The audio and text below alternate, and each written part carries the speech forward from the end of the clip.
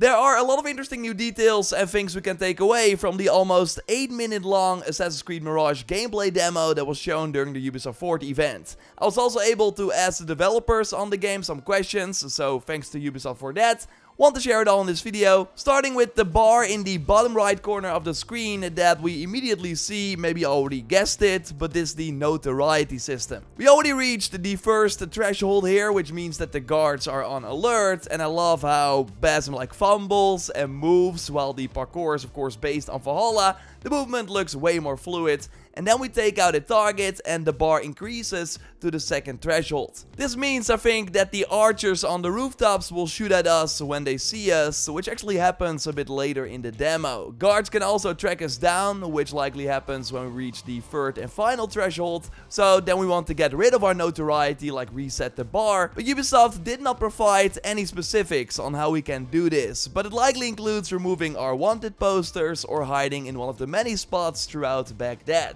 And we can, by the way, also assassinate enemies from these spots again. But there's way more, as the gameplay also shows special missions from the contract board and how an upgraded Basim would tackle one of those. So I thought to go over. Of course, if you are excited for Mirage, then leave a like. That would really show your support, and subscribe to be up to date on everything regarding the game. Maybe you spotted my new necklace during the conversation and podcast with Luke Stevens that I do every week on his live channel. We talked about the Mirage gameplay trailer here. That necklace is from Holskern, the sponsor of this video. They have a wide variety of products, including many watches. I got the Fall Dusk watch that I really like. And during a recent festival in Amsterdam, I was rocking the Tremolo bracelet, and I like to keep it on while showering, and that's possible because these are waterproof. You already see the wooden packaging that they arrive in, really like it, and all these items have a 24-month warranty, by the way, and a 24-day right of return, so you can always send them back if you want. My favorite piece that I got is that new zigzag necklace that you can pre-order now. Again, I was wearing it during my conversation with Luke, and my friends were joking that I kind of look like Kendall Roy from Succession. Totally check that HBO show out, by the way, if you haven't already. So I went all in.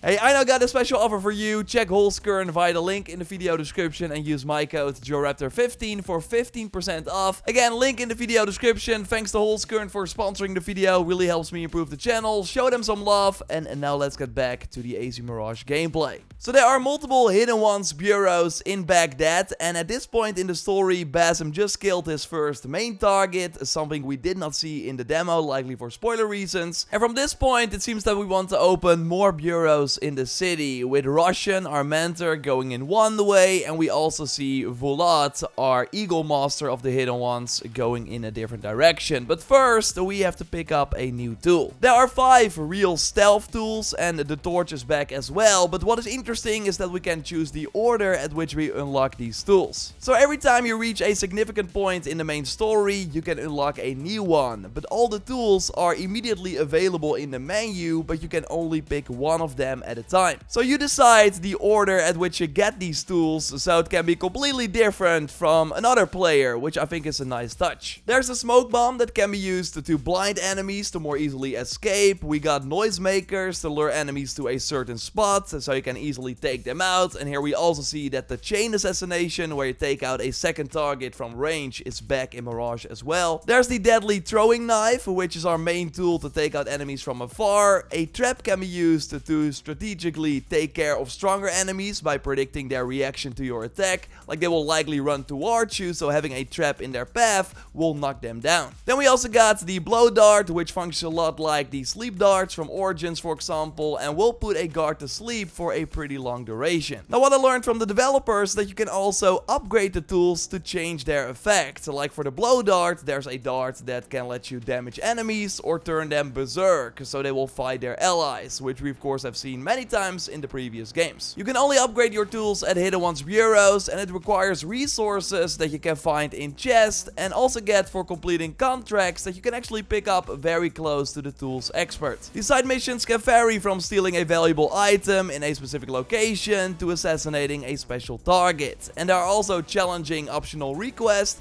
like do this without taking damage or do not kill anyone during the mission. Completing this will give you extra rewards, like again these resources that next to the tools can also be used to upgrade your outfits and weapons. There are also these tokens that are used to bribe factions in Baghdad, so with social stealth you can use their group to infiltrate restricted areas, which especially comes in handy during the black box missions where you have multiple ways to approach the target. Now, I'm not sure if you noticed it too, but this contract system really reminds me of the Royal Demands from the Wrath of the Druids DLC from Valhalla, and that's not weird because it's the same team that is now leading the development on Mirage. It does seem though that these contracts are way more thought out and fleshed out, and another big difference is that they are not unlimited, so you can complete all the contracts and get an empty board. The contract that was showcased in the gameplay demo was pretty straightforward: assassinate the captain and avoid any damage for extra rewards. Basim used the bench to pass the time, so it really seems that we can only do the meditate from the RPG games on these benches now instead of anywhere in the world.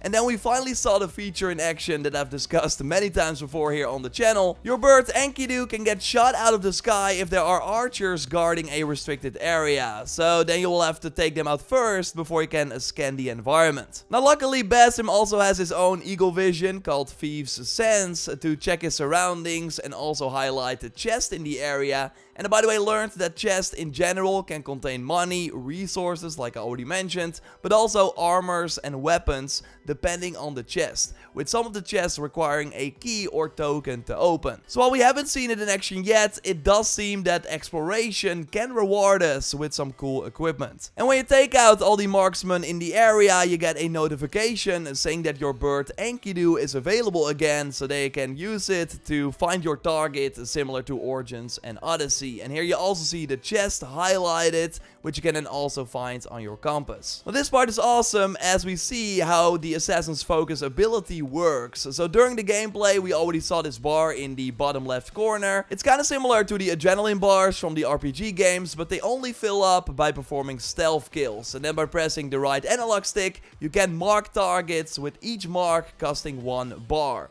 Let's call it a focus bar. Then press launch and Basim will spawn in front of enemies, taking them out with brutal assassinations one by one. And this, by the way, the fully upgraded Assassin's Focus, so that you have 5 bars to take out 5 enemies in one go. But at the start of the game, normally you will have less of these bars and then can increase them over the course of your journey. So then we have that trap gameplay and Basim escapes. So like we sadly did not have any combat footage, only where he parries and can then immediately take out an enemy, similar to the stun attacks from Valhalla. And if we watch this again, we actually see the kickback button prompt, which that skill you can unlock, and that we also saw in the previous gameplay trailer. So parry first and then kick the enemy off a building, for example. Sure, combat is the last resort in this game. You want to avoid it at all costs, especially with the take no damage sub-challenge of course, but I still wish we would have seen some of Basim's new combat moves in action. Overall though, I thought it was a great showing. This is totally what I expected the game to be, and I'm not disappointed. It looks really solid, although I have one worry, and that is if there's enough variety. Like I said, we've seen a Basim that is almost fully upgraded, so this is almost everything that Basim can do. Like, will that be enough to have these missions still feel fresh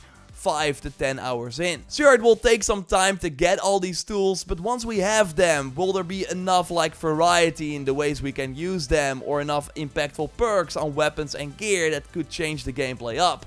Or will one tactic just work in every situation, so there's no need to look for different opportunities? It's hard to say, but it feels like we've now seen the majority of things that Basim can do, and I hope that this is really not it, that there are still many surprises left. I'm curious to hear your thoughts, of course, in the comments down below. In the description, you can also find my Digital Deluxe Edition giveaway. You can enter if you are a subscriber, and you, of course, should be a subscriber because I will keep you posted on everything AC Mirage and Assassin's Creed in general. Thanks again to Holsker for sponsoring the video, and you can check another Ubisoft Forward Assassin's Creed video by clicking on the screen. I will speak to you very soon. Goodbye.